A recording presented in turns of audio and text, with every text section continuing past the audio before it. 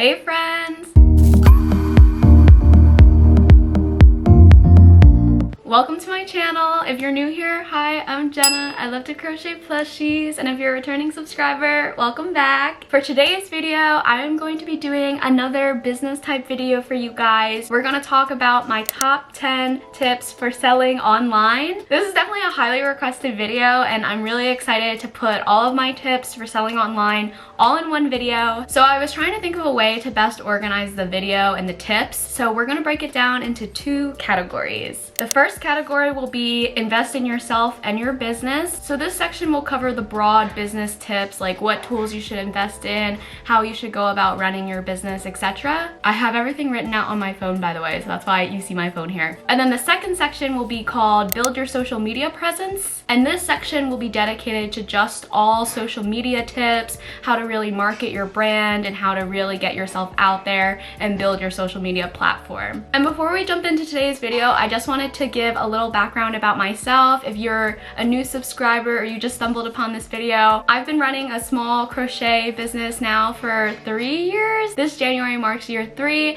and I built it from nothing. I really just started because I love crocheting plushies and it was kind of like a passion project of mine. But since then, I've been able to really build my business. I've built up my Instagram, I've built up my YouTube, and I really want to share with others how you can also build your small business from nothing and have it really blossom into something special. But alright, with that, let's get into today's video. Alright, so jumping right into section 1, investing in yourself and your business, let's start with tip number 1. So my number 1 tip in this section is to have a standalone website. So I personally started on Etsy. I think Etsy is a great place to start if you're brand new to selling online. They provide you with so many tools and it's super easy to get started. But as your business grows and you get more momentum, more orders, more customer base, I think it really is a great idea to kind of migrate off of Etsy and have your very own standalone website. This definitely helps with like your own branding, having your own standalone site. It really represents that you're your own business. And there's definitely nothing wrong with keeping your Etsy store. I think I'll personally go that route. Like I will keep my Etsy store, but then I am also in the process of building my own standalone website. I've seen so many other small businesses follow the same path. Like they started on Etsy,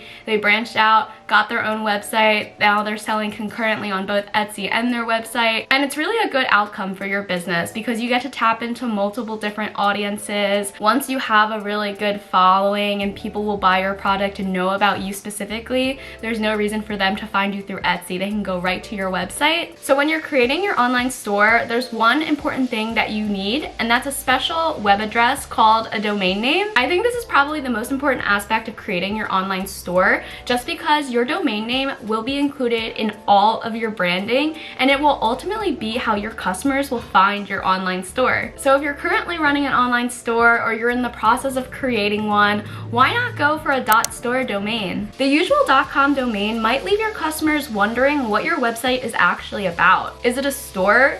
Is it a blog? Like, what is it exactly? A website that ends in a .store domain will automatically tell your customers, hey, this is an online store. Even Mr. Beast, Cristiano Ronaldo, and a million others are on board. Having a .store domain not only makes the most sense, but it really helps you stand out from those websites that use really long and confusing names. It's like having one of those neon signs right outside of your store that says, hey, we're open for business. I'm a data girly, so I want to share some cool statistics with you guys about .store domains. In a year-long study that was conducted, it found that using a .store domain actually helped you sell more. Websites that end in a .store domain get 87% more people checking them out. Honestly, it makes sense though. Having an online store with a .store domain makes it way easier for your customers to find. The word store is simple and people love using it when they're looking for things to buy. Also, .store gets 2 times the visibility on Google and has 12% less cost of conversion when running ads. It's definitely a no-brainer when you can sell more and save more with a .store domain. So are you ready to supercharge your success? You can get your .store domain from Shopify, GoDaddy, or wherever you prefer, since .store domains can be found everywhere. And here's the exciting part. There's a special deal waiting just for my viewers. For a limited time, you can snag your .store domain for just 99 cents for the first year. Head to the link in my description and use the code JENSTORE to redeem this crazy offer. offer. Once you've snagged your .store domain, you can get access to deals up to $2,500 on awesome e-commerce tools such as Wix, MailChimp, Vistaprint, and many more. .store also runs a special program called Elevate.store that offers discounts and deals to every online seller, but exclusively offers better deals to .store sellers. It literally pays to have a .store domain, so go get yours today. Alright, tip number 2.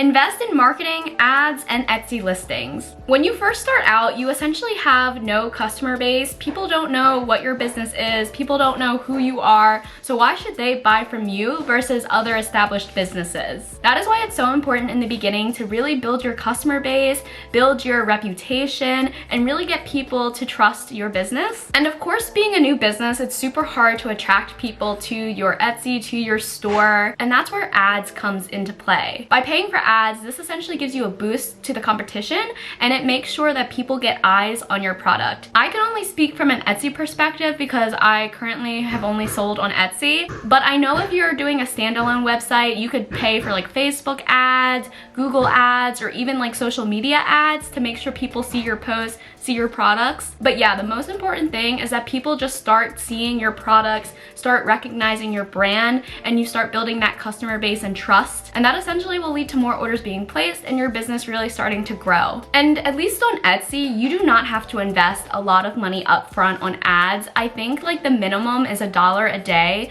So if you want to set $1 a day on ads, that will ensure that at least people will see some of your listings, and Etsy will cap it at $1, so you won't be charged anything more than that. But I personally have seen such a great result of using Etsy ads and just ads in general. I think I have like boosted some of my Instagram posts in the past, like when I first started out, and it really does help get eyes on your product and your posts, because otherwise you have to rely on your follower base, and when you first start out, it's really hard because you don't have a lot of followers. So I cannot say more about how important it is to really invest in ads in the beginning and get yourself out there. And then similarly, don't be afraid to have a lot of listings on Etsy. I get a lot of questions from people asking like, hey Jenna, like how many listings did you have when you first started out? And honestly, I think I started out with maybe like 5 or 6 listings. And honestly, I had like no strategy to it. I just listed plushies that I already made. But I think sometimes people can get caught up and kind of psych themselves out like, oh, I don't want to like have too many listings at first because what if they don't sell? But in reality, it's really important to have a lot of listings, because then you'll get to see what listings customers interact with the most, interact with the least, and then you can use that data to your advantage and kind of tailor your shop going forward. So for example, if I had 5 listings up and one listing did really well, people were really interested in it, it got a lot of favorites, it got a lot of views, I'll know going forward like, hey, my customers seem to really like this one type of product, maybe let me list more of the same product going forward. So offer it in different colors, offer it in different sizes. Kind of take that data and use it to your advantage. Whereas other listings on my shop that didn't do as well, I'll know going forward, okay, maybe my customers aren't interested in that product. I'll stop listing that in the future, or maybe I'll replace it with a different listing. And it's just like a game of trial and error. So I always tell people, don't be scared to have a lot of listings, because it will eventually help you in the end with all of that data. It'll really show you what your customers want from your shop. All right, tip number 3, invest in tools that make your life easier. So I know starting out, it's definitely daunting. There's like thousands of tools out there for having a small business, and you kind of ask yourself like, what's worth investing in? I personally didn't like invest in legitimate tools till like maybe a year into running my small business. So I know everyone's like small business journey is different, but I definitely want to say like, you don't need fancy tools to be successful. So don't feel pressure to go out and like invest in all these fancy tools right up front. But as your business grows, you'll start to realize what tools you'll need to help you save time, help you be more efficient, and it'll kind of like become more clear as your business is running. You'll see where you'll need to invest in what tools. So I'll share some of the tools that I invested in, and honestly, some of these tools I wish I invested in sooner. So if you're in the same realm as me, I sell crochet plushies. I also sell digital patterns. So a lot of my tools are centered around this, but I feel like some of them can apply for any, you know, online business in general. But okay, so the first tool that I wish I invested in sooner is Canva Pro. I literally use Canva Canva for everything. Canva is a great and powerful online like web editor where you can come up with logos, you can come up with like business cards, instruction cards, social media posts, YouTube thumbnails, like the list goes on and on. I use it for like all of my Etsy listings, all of my patterns. I cannot emphasize enough how much I use Canva. So for the longest time, you know, I used the free version. The free version is great if you are, you know, just starting out, you're using it just for the basics. But if you really want to expand on your Canva tool set, like I definitely recommend doing Canva Pro. It allows you to like resize all your images, make some transparent, and maybe this isn't applicable to everybody, but I just got a lot of use out of Canva Pro versus the free version. And I like finally took the plunge and paid for the Pro subscription, and I'm so happy I did. So number 2 is a thermal label printer. This is the one tool I wish I invested in, like not like right away, but I wish I invested in it way sooner. I think I got mine for like $100, and like that is ultimately what stopped me from buying it initially. I was like, that is a lot of money to like invest in a printer. Like what if I don't get a lot of orders and it's not worth it? So I waited like almost a year, and then I finally invested, and then it changed my life. Like it made packing orders so much more efficient. So before I just used a regular printer, I printed out the label on printer paper, I had to cut the label, I then had to take tape and tape the label onto my packages. So it was like a whole process to package an order. Now with a thermal label printer, all I do is I hit print, the label comes out on the sticky paper, it's already the size it needs to be. I just peel the sticker off, put it on my package, and we're done. So in terms of like efficiency, definitely the best way to go if you're looking for a better way to become faster at like packaging orders. Also, it saves you a ton of money on ink because it's thermal, it doesn't take any ink. And then if you have Etsy, you can set your Etsy like shipping labels to sync with your printer, so it will automatically print out like on the 4x6 size, and it just really streamlines everything. Okay, next is investing in a really good tripod. I guess this is more applicable to people who like to film on YouTube or like to film reels on Instagram or shorts, but having a good tripod has been a game changer. Before, I would always just film stuff like on my phone free-handed, and like you get the shakiness, you sometimes don't get the shot that you like really wanted, and yeah, like I don't know, I think the video just comes out like so much more professional looking when you use a tripod. And when I say like investing, I think like just buying a tripod in general. I think my tripod that I got off of Amazon is literally like $12, so I don't know why I just didn't do that from the beginning. Okay, next is a P.O. box. This is also something I didn't do right away, and then looking back, I think I definitely should have done this sooner. But having a P.O. box set up so that way you don't have to have your physical like personal address as a return address on all of your packages. I think the prices vary with like the length of time that you have your P.O. box. So it's definitely like an investment in terms of like dollar amount, but I think it's worth it because it does kind of protect your privacy. Okay, and then the last tool that I would invest in looking back is some way of tracking your expenses. So I've said this in my other tips and tricks video, but it is just so important to track your expenses because, you know, tax season will roll around, and if you don't have all of that stuff tracked, it will be a big headache to figure out. So investing in like a professional tool that will help you track your expenses, I think is so important. I have invested in QuickBooks, and I'm still like learning the ropes to it, but I think already it is so much more accurate, and like it definitely is more organized than what I was doing, which was like literally manually like entering everything and keeping track myself. So yeah, definitely recommend investing in some type of like expense organizer just to make your life easier come tax season. All right, tip number 4. Prioritize what makes the most sense to you. So this kind of goes back to what I was saying earlier, but as your business evolves, so will your priorities. So when you're first starting out, I'd say most people prioritize selling, you know, getting your products sold, building that reputation, getting that customer base, actually trying to turn some profit. But then as your business evolves, I think your priorities will shift, and I think it's important to realize that. So with me, for example, when I first started selling on Etsy, in 2022, yeah, my number 1 goal was to sell plushies and just really get as many sales as I could,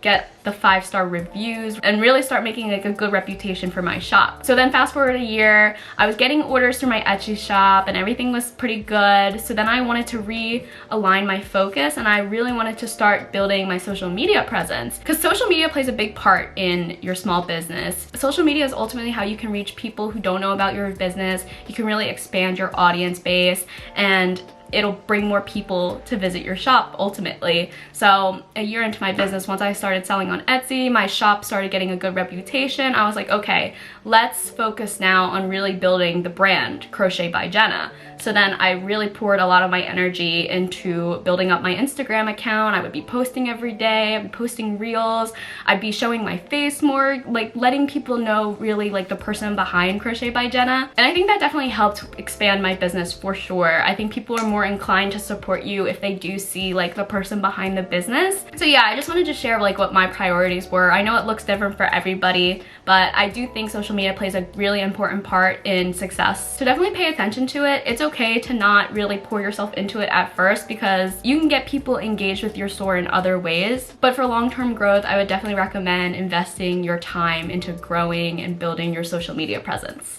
Okay, and tip number 5. Make lists to stay organized. So people always ask me about time management tips, and they want to know how I like stay organized and on top of everything. And honestly, for me, the best way to stay organized is to make lists. Like every day I make a list, and on that list, I will prioritize what really needs to get done that day. And then I'll also kind of think about stuff that maybe needs to get done this week, this weekend, etc. But by having a list, it really disciplines me to like make sure I do accomplish that by the end of the day. It like helps align my focus, because otherwise there are so many things that need to get done. Like there's a thousand things that are on my to-do list, and it's super overwhelming to think about it like as a whole. So I like to definitely like ground myself, and I say like, okay, what absolutely needs to get done today? And then I write it down on a list. And then also you get to cross things off of a list, and it's super satisfying. So that's also a bonus. And keep in mind too, I know sometimes it's overwhelming to think about like, oh, there's 5 things on my to-do list. So when you make your list, try to be honest with yourself and keep it achievable. Like sometimes on my list, it's literally like respond to this email, edit this one picture. Like it's small achievable things that I know I could get done that day. Because otherwise, if you make things on your list that aren't achievable and aren't realistic for that day, it will kind of bum you out. You're like, wow, like I wasn't productive today. I didn't like cross anything off my list. And that it just hurts, you know? Like definitely try to make the things on your list like bite-sized and achievable. That way you kind of feel good at the end of the day. You're like, okay, I got this done.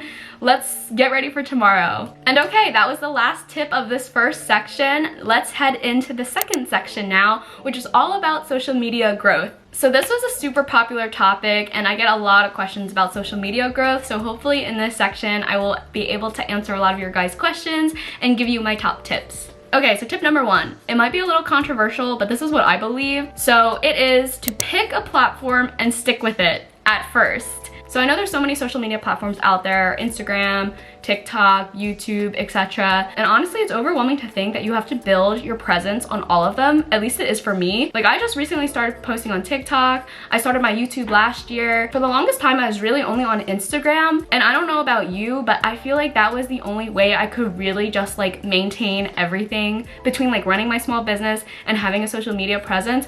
I only could really focus on that one platform. And then of course, like as you start growing your account and you start getting a following, I think it's easier to branch out to the other social media platforms. So I was on Instagram ever since I started my business. So back in 2022, I started my Instagram. And then last year, so April of 2023, I started my YouTube. And I think I only had, maybe I had like 15,000 followers on Instagram, but I felt comfortable enough where I'm like, okay, if I start a YouTube, hopefully my Instagram followers will be interested, and I'm not starting from like net nothing, if that makes sense. I feel like people definitely can start, you know, the social media platforms all at the same time from nothing, but I feel like it would just be hard to do that. So I think it was just easier for me to, you know, just have one social media platform to start out with, pour all of my time and energy and love into that one social media platform, and then once you start growing, you can branch out and hopefully your followers will follow you, and yeah, you can slowly expand your presence across the different platforms.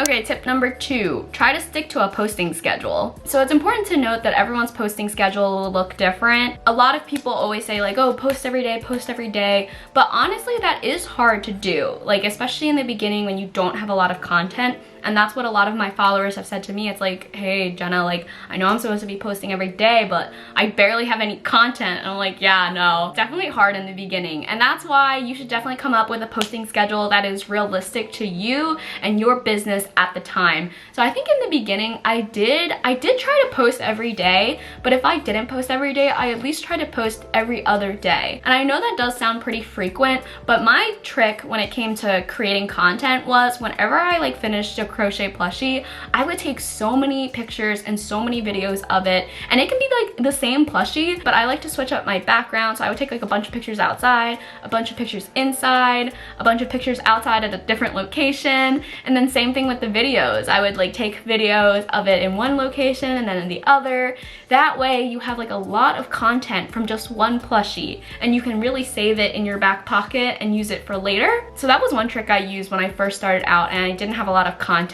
Another type of content you can use is to tap into what's trending. And like when I first started out, I didn't even tap into Reels until like a year later. And that was a mistake of mine because Reels definitely get you a lot more engagement. It gets your post seen by way more people, definitely outside of your follower range. And yeah, you're more likely to just get views on your profile using Reels. And with Reels, you can definitely be more creative because, you know, I'm a crochet account, but sometimes I post Reels that don't even have like a crochet plushie in it. Some days, if I don't have like a crochet plushie to film, I will just look on my Reel page and see like, okay, what's trending right now? Oh, it's people talking about fun facts about themselves. That's something I could do. That's something I could post today. I don't need any crochet plushies for that. So really just kind of like finding loopholes for content and just like being creative with it. You don't really necessarily have to have a physical item to post a reel, and I think that's important to note. And then as you post and as you see your followers engage with your content, sometimes it will become clear to you when's the best time to post. What type of post do my followers like the best? What post gets the most engagement? And then slowly you'll get all this data to work with and you can really tailor your account to your followers. I will say that all platforms seem to really reward consistency. So whether you post every day, whether you post every other day, every week, just try to stick to that same schedule so the algorithms will reward you. It has been like a tried and true thing that these platforms really reward consistency. Okay, tip number 3, make content that will get people talking and engaged. So for a lot of these platforms, specifically Instagram, I've seen that posts that have a lot of engagement tend to do really well. Whether that's like a reel, whether it's like a picture post, if people are commenting, if people are saving it, sharing it, your post will reach a wider audience versus if people weren't doing all of those things. So when you make content, try to keep that in the back of your head, like, okay, how can I get people to comment on this post? Should I pose a question in the description? Should I have something like surprising that will catch people off guard and have them comment? Stuff like that. And as you start posting this kind of content, you'll get to see what your audience interacts with the most. I think for me, when I pose a question in my reel, it tends to get a really good response from my followers. So I've been kind of following that same strategy. I'm like, okay, do you like blue or green better? Do you like mini or jumbo? Just stuff like that to kind of get the conversation started. Whereas if I didn't ask that question, I just had a video of me like showing my plushies, people are like less inclined to like comment, you know, because you're not like asking them something specifically. So I definitely have found success in like posing a question to your followers. I also really love posting on my story. This is something that I did from like day one of my Instagram account. Like I just love connecting with my followers via stories, and I like to post a lot of stories. And I think it helps my followers connect with me. Like they get to see like my day-to-day, they get to see what I'm working on, and it helps them like feel more engaged with my account. And stories are so much more informal, so that is really nice because you don't have to necessarily get something specifically ready for a story. You can just snap a picture of what you're working on. And at the same time, this kind of works like a post or a reel where it gets your followers engaged. And this kind of segues into tip number 4. Tip number 4 is try to show people your personality and who you are. And you don't necessarily need to show your face for this. Like I just said, like sharing my stories definitely helped me connect more with my followers in the very beginning. They got to see kind of like my work style, they got to see what I was working on, they got to see more of like me, whereas like posts are more formal, and I feel like it doesn't show as much as your personality,